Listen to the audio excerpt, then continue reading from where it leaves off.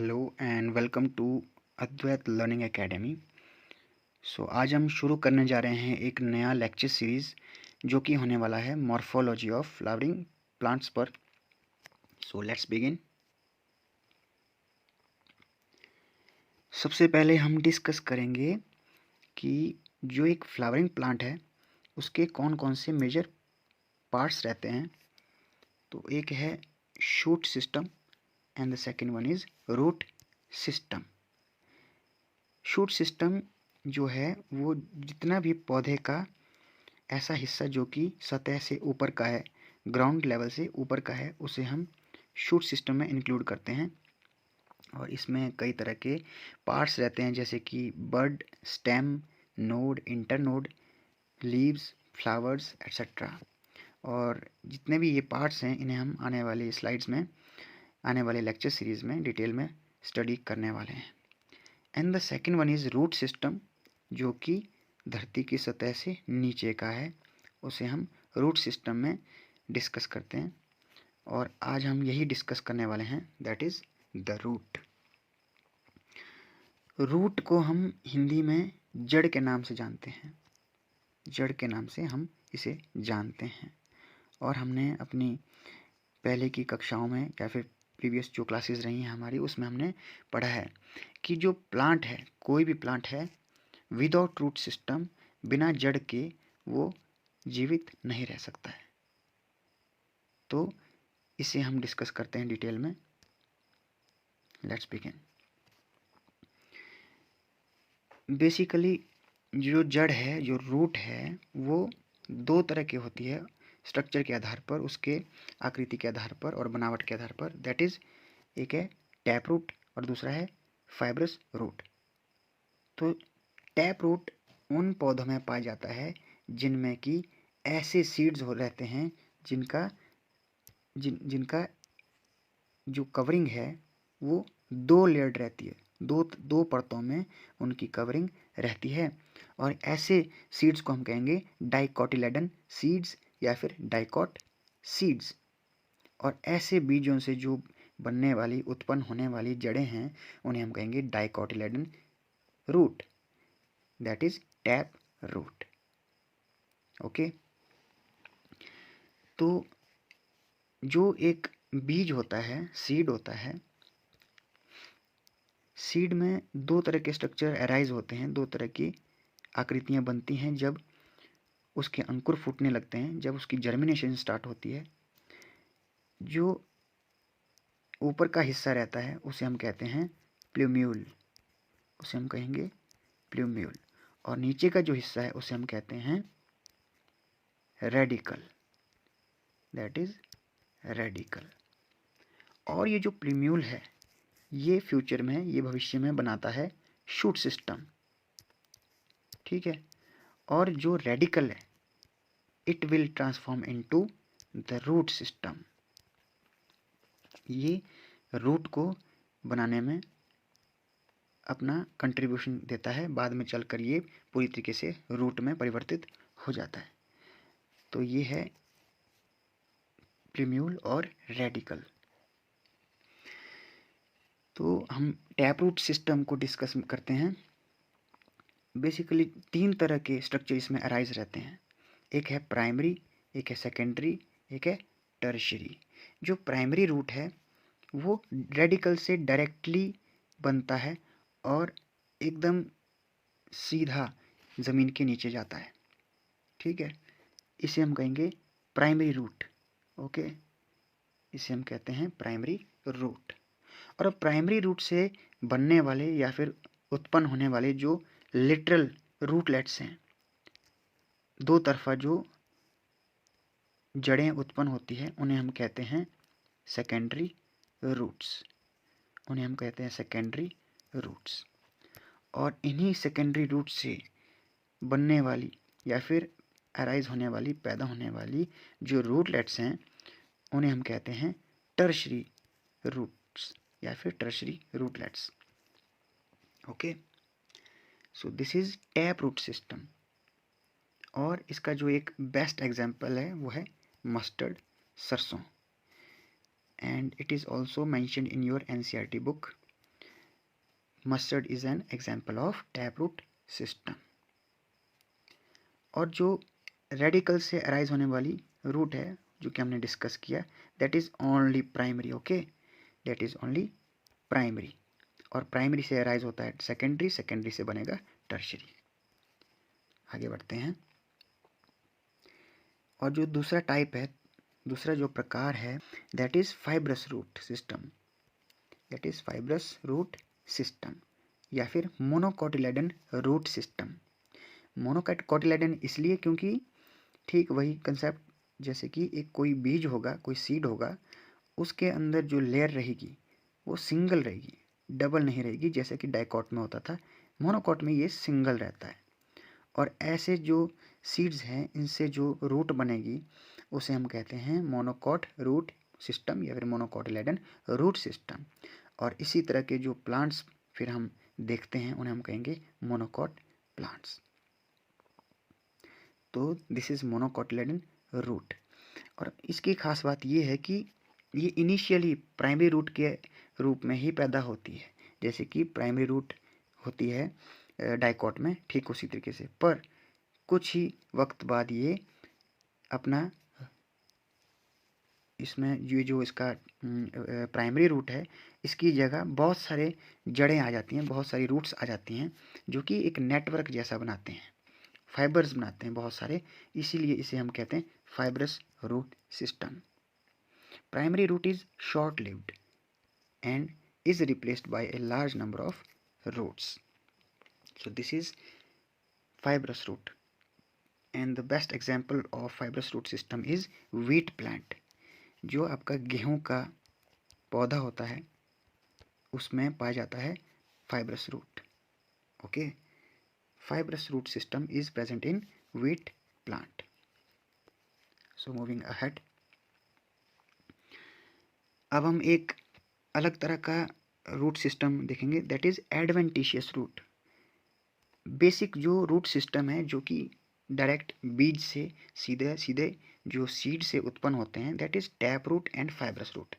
But कुछ extra, कुछ जो एडवांस या फिर हम कहेंगे मॉडिफाइड जो रूट्स रहती हैं, जो कि ऐसे पार्ट से अराइज होती हैं जो कि जिसमें कि रेडिकल नहीं होता, यानी कि बीज को हटाकर किसी अन्य अंग से पौधे के वहाँ से वो उत्पन्न होती हैं, उन्हें हम कहेंगे एडवेंटिशियस रूट्स। उन्हें हम कहते हैं एडवेंटिशियस रूट्स। जैसे कि आप देख सकते हैं, ये जो एग्जाम्पल है यहाँ पर शो किया गया है, ये एक पौधा है, इसका नाम है मॉन्स्टेरा। It is monstera. और ये स्टेम से, नोड से अराइज हुई इसकी रूट्स यहाँ पर मेंशन की गई हैं। तो ये सीड से अराइज नहीं होती हैं, ये किसी अन्य पार्ट से किसी अदर पार्ट से ये अराइज होती हैं। ये लीफ से भी अराइज हो सकती हैं, ओके, लीफ से, स्टेम से, है ना, या फिर किसी भी पार्ट से ये प्लांट के अराइज हो सकते हैं, बट नॉट फ्रॉम सीड्स और रेडिकल से ये पैदा नहीं होती हैं। इसके जो एग्जाम्पल्स हैं, दैट आर ग्रास, घास में आएगा, घास वाली जितने भी प्लांट्स हैं, उस जितने भी घास के पौधे हैं वो मॉन्स्टेरा जो एग्जाम्पल है वो यहाँ पर आप देख सकते हैं। और इसके अलावा बनियन ट्री यानी कि बरगद का पेड़, तो इसे हम डिटेल में आने वाली स्लाइड्स में डिस्कस करने वाले हैं। यह है basic difference between tap root, fibrous root and adventitious root. This is tap root system. यह है टैप रूट सिस्टम जो कि हम डिस्कस कर चुके हैं। इसमें एक मेन रूट रहेगा, ठीक है, एक मेन रूट रहेगा, उसके साथ ही लिटरल रूट्स रहेंगी जिन्हें हम सेकेंडरी रूट्स कहते हैं और लिटरल्स भी कहते हैं, और उन्हीं से अराइज होने वाली हैं टर्शरी रूट्स। तो यह है tap root, this is fibrous and this is adventitious root system. Okay,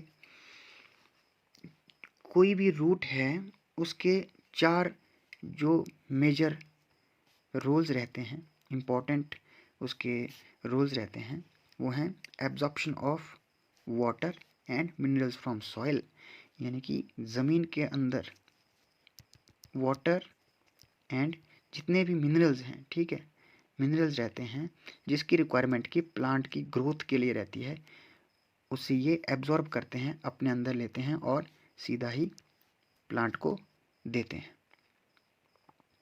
इसके अलावा providing a proper anchorage to the plant parts, यानी कि जो एक पौधा है उसकी स्थिरता को बनाए रखने में ये हेल्प करते हैं, ठीक है। ज़मीन के अंदर जड़ का काम है पकड़ बनाए रखना, जिसकी वजह से पौधा अपनी जगह पर खड़ा रह सके। This is the second and the third one is storing reserve food material. जो भी भोजन पौधों में बनता है उन्हें जड़ों में भी जमा किया जाता है, रिजर्व के तौर पर इसे रखा जाता है। This is the function and the last one is synthesis of plant growth regulators. Plant growth regulators ऐसे केमिकल्स होते हैं जिसकी हेल्प से जो प्लांट है उसकी ग्रोथ को मेंटेन किया जाता है, ठीक है, जिसे कि हम फ्यूचर लेक्चर्स में डिस्कस करेंगे। अभी के लिए आप इतना ही इसे जान लीजिए। मूविंग अहेड, हम डिस्कस करेंगे अब regions of the root tip, कि जो रूट का बेसिक टिप सिस्टम है वो कैसे कैसा होता है। अगर आप देखें तो रूट का जो सबसे डाउन पार्ट रहता है जिसे हम एपिकल पार्ट भी कहते हैं, दैट इज़ रूट कैप। ये जो रूट कैप है ये प्रोटेक्टिव होती है, इन नेचर ये प्रोटेक्टिव होती है। ये जो हिस्सा है इसके ऊपर का, इससे ये सेफ रखती है, इसे सुरक्षित रखती है, क्योंकि ये पार्ट काफ़ी डेलिकेट रहता है। It is the delicate part, एक नाजुक ये अंग है जड़ का जिसे कि ज़मीन के अंदर जाना रहता है और इसकी प्रोटेक्शन में हेल्प करेगा रूट कैप। ये जो रूट कैप है ये अंगूठे का आकार का आता है, ये देखिए, अगर आप देख सकते हैं इसे, ये अंगूठे का आकार का है। और इस रूट कैप के साथ में एक ये जो आप छोटे छोटे सेल्स देख पा रहे हैं, these are meristematic cells. Meristematic cells ऐसे सेल्स होते हैं जो कि बहुत ही तेज़ी से डिवाइड करते हैं, 1 से 2, 2 से 4, इस तरीके से इस तरह के मैनर में ये डिवाइड करते हैं। और इनकी खास बात ये रहती है मेरिस्टेमेटिक सेल्स की कि ये स्पेशलाइज्ड नहीं होते हैं। इनका जो फंक्शन है ये पर्टिकुलर नहीं होता, ये एक तरह का डेफिनेटिव नहीं होता कि भाई इसने क्या बनना है। ये बस अपनी ही तरह के जो सेल्स हैं बनाए जाते हैं और बहुत सारे बनाते रहते हैं। साइज़ में ये छोटे रहते हैं और इनके अंदर का जो कंटेंट रहता है ये काफ़ी डेंस रहता है, काफ़ी घना रहता है, ठीक है। ये वाला जो हिस्सा है सेल्स का, इसे हम कहते हैं रीजन ऑफ मेरिस्टेमेटिक एक्टिविटी, यानी कि इसमें ऐसी एक्टिविटी होती है मेरिस्टेमेटिक सेल्स की कि ये बहुत डिवाइड करते हैं और अपनी कॉपीज़ बनाते रहते हैं, इसीलिए हम कहेंगे इसे region of meristematic activity. Okay,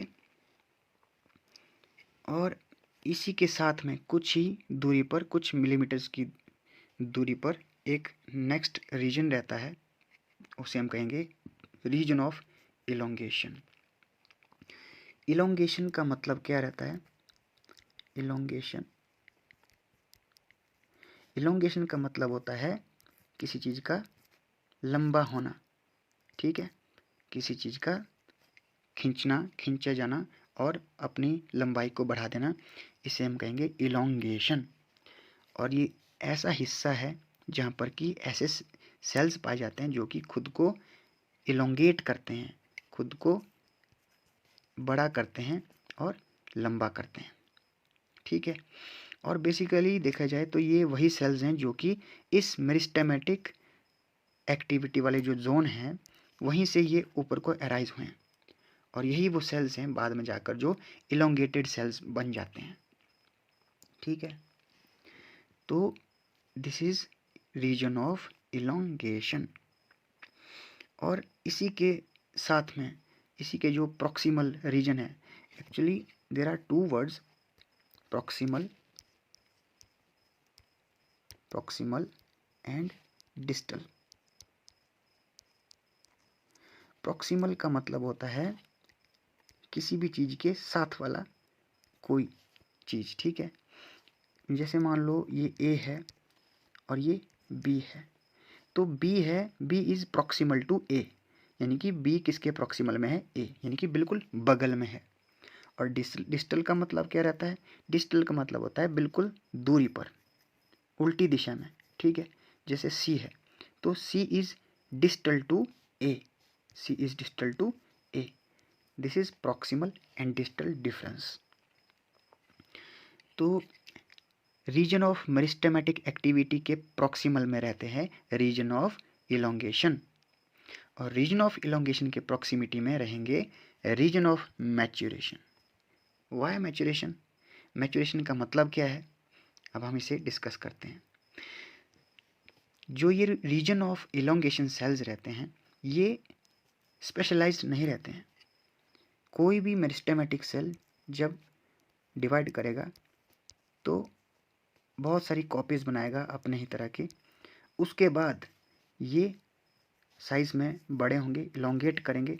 ठीक है, बड़े होंगे थोड़े से, और उसके बाद ये जो इलोंगेटेड सेल्स हैं ये खुद को एक खास तरह का रूप दे देंगे और अपना एक फंक्शन ये अडॉप्ट कर लेंगे। अपना एक जो स्पेसिफिक काम है, इनका जो फंक्शन है उसे ये धारण कर लेंगे। तो उस वक्त ये स्पेशलाइज्ड बन जाएंगे और इन्हें हम कहेंगे मैच्योर सेल्स, यानी कि ये मैच्योर हो जाते हैं। जैसे कि आप खुद भी समझ सकते हैं, जब कोई भी बच्चा होता है जब तक कि वो अपनी पढ़ाई कंप्लीट ना कर ले तब तक वो कोई जॉब नहीं करता या फिर कोई बिजनेस नहीं करता है। तो पढ़ाई जब वो करता है तो बहुत सारे सब्जेक्ट्स पढ़ता है, बहुत कुछ करता है, बहुत कुछ नॉलेज गेन करता है। ठीक है, बहुत सारी अपने अंदर, उस नॉलेज गेन करने का मतलब क्या है कि उसने बहुत सारी अपनी क्षमता उसने अपने अंदर ले ली है। अब उसके बाद वो किसी एक कार्य के प्रति खुद को डिवोट कर देगा, वो एक कार्य क्षेत्र संभाल लेगा और फिर उसी काम को करेगा। सो उस वक्त हम उसे कहेंगे mature. Okay, so this is the region of maturity. तो ये जो रीजन ऑफ मैच्योरिटी में आप रूट हेयर देख रहे हैं, root hair absorb water and minerals from the soil. जैसे कि टैप रूट सिस्टम में हमने डिस्कस किया है कि जो रूट हेयर्स हैं, लिटरल रूट हेयर्स हैं, उनका काम है वाटर एंड मिनरल्स को एब्जॉर्ब करना। ओके, एंड ये जो मैंने यहाँ पर लाइंस लिख रखी हैं, these are directly from your NCERT books and very very important. So let's read again. Cells proximal to meristematic zone undergo rapid elongation and enlargement and are responsible for the growth of the root in length। यानी कि जो meristematic zone वाले sales हैं, okay, जितने भी meristematic zone वाले sales हैं उसके प्रॉक्सिमल में है जोन ऑफ इलोंगेशन। ठीक है, जो कि जहाँ जिसके जो सेल्स हैं वो इलोंगेट होते हैं, बड़े होते हैं, एनलार्ज होते हैं, और उसके बाद इसकी वजह से जो रूट है, जो एक मिडिल रूट है, उसकी लेंथ बढ़ती है, क्योंकि ये इलोंगेट होंगे, साइज में बड़े होंगे, तो रूट की लेंथ भी बढ़ती रहेगी। Okay, and the cells of elongation zone gradually differentiate and mature in the region of maturation. ये जो रीजन ऑफ इलोंगेशन है इसके प्रॉक्सिमिटी में जो कि हमने डिस्कस किया रीजन ऑफ मैच्योरेशन है, वहाँ पर जाके ये डिफ्रेंशिएट कर जाएंगे, एक अलग तरह का काम अपना अडॉप्ट कर लेंगे। ठीक है, और इन्हें हम कहेंगे mature cells. So that is region of maturity और maturation. So this was all about this. Moving ahead, अब हम डिस्कस करेंगे कुछ खास तरह की मॉडिफिकेशंस। मॉडिफिकेशंस का मतलब रहता है कि ज़रूरत के आधार पर और समय के आधार पर, ज़रूरत के आधार पर खास तरह के काम करना, उसे हम मॉडिफिकेशन, उसकी वजह से जो चेंजेस आते हैं किसी भी चीज़ में, उसे हम मॉडिफिकेशंस कहते हैं। ठीक है, तो हम रूट की बात करें तो रूट में किस तरह के मॉडिफिकेशंस रहते हैं, इसे हम डिस्कस करेंगे। तो बेसिकली 3 तरह के फंक्शंस को परफॉर्म करने के लिए मॉडिफिकेशंस होते हैं। पहले हम डिस्कस करेंगे storage of food. Storage of food, तो टैप रूट की अगर बात करें, टर्निप यानी कि शलजम, जो कि आप जानते ही होंगे, this is turnip. Okay, turnip, carrot, ये 2 तरह की टैप रूट्स हैं जिसमें कि फूड स्टोरेज के लिए मॉडिफिकेशंस हैं। ठीक है, तो ये आएंगे मॉडिफाइड रूट्स में। And the second one is sweet potato, adventitious root, यानी कि स्वीट पोटैटो में जो रूट सिस्टम है दैट इज एडवेंटिशियस रूट, जो कि मॉडिफाइड होता है फूड की स्टोरेज के लिए। सो this was about storage of food modification. Moving ahead, support, यानी कि सपोर्ट का मतलब आप समझते हैं कि जो सहारा देना होता है। तो अगर हम बात करें बरगद के पेड़ की, जो कि आप यहाँ पर देख सकते हैं, ये जो बड़ी बड़ी आप रूट्स देख रहे हैं यहाँ पर, ठीक है, ये एक्चुअली में तने की तरह दिखता है, परंतु ये तना नहीं है, ये रूट्स है। और ये इन्हें हम कहते हैं prop roots, these are prop roots. और ये प्रॉप रूट्स होती हैं बरगद के बनियन ट्री में। Okay, and the second one is stilt root. Stilt roots, देखिए इसे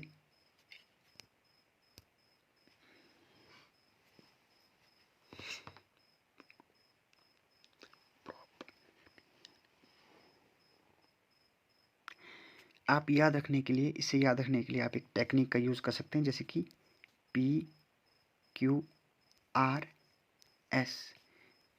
क्यू को अगर आप नेगलेक्ट कर लें, PQRS को, तो P से prop, root and stilt. Okay, prop, root, stilt, PQRS। Support से आप याद रखेंगे कि prop root, okay, and stilt root, neglecting Q। तो स्टिल्ट रूट पाए जाते हैं मेज़ में और शुगर केन में। मेज़ माने मक्की और शुगर केन माने गन्ना, जैसे कि आप यहाँ पर देख सकते हैं। These are stilt roots, these are stilt roots. तो ये था सपोर्ट वाली मॉडिफिकेशंस के बारे में। नाउ अब हम देखेंगे एक खास तरह की मॉडिफिकेशन जो कि बहुत इम्पॉर्टेंट भी है, जो कि है रेस्पिरेशन के लिए, यानी कि सांस लेने के लिए। और ये पाया जाता है ऐसे पौधों में जो कि वाटर बॉडीज़ के आसपास, यानी कि जल के स्रोत के आसपास रहते हैं। अगर हम बात करें राइजोफोरा की, तो इसमें एक खास तरह के अंग रहता है, एक स्ट्रक्चर रहता है रूट का, जिसे हम कहते हैं न्यूमैटोफोर्स। न्यूमैटोफोर्स, न्यूमैटोफोर्स ज़मीन से ऊपर को अराइज होने वाले रूट्स हैं। जैसे कि आप देख सकते हैं, ये जो जड़ें हैं नीचे से ऊपर को उभरी हुई हैं, these are pneumatophores, these are pneumatophores. तो न्यूमैटोफोर्स को आप कैसे याद रखें, न्यूमैटोफोर्स। देखो, अगर हम इसे शाब्दिक अर्थ इसका अगर हम समझें, न्यूमो जो शब्द है, न्यूमैटो जो शब्द है, ये लंग्स से रिलेटेड है। ठीक है, लंग्स से रिलेटेड है, सांस लेने से संबंधित है। ठीक है, रेस्पिरेशन से संबंधित है, रेस्पिरेशन। और जो फोर वर्ड है, देखो फोर वर्ड का मतलब होता है फोरा। ओके, फोरा का मतलब होता है धारण करना, बियरिंग। ओके, धारण करना या फिर धारण करना, सॉरी, धारण करना। तो यानी कि ऐसे स्ट्रक्चर्स, ऐसे अंग, ऐसे इस तरह की जड़ें जो कि लंग्स या फिर रेस्पिरेशन कराने वाली अंग को धारण करते हैं। These are pneumatophores. तो pneumatophores are the modified roots for the purpose of respiration in Rhizophora. Rhizophora में ये न्यूमैटोफोर्स पाए जाते हैं जो कि रेस्पिरेशन में हेल्प करते हैं। So this was all about root system in flowering plants.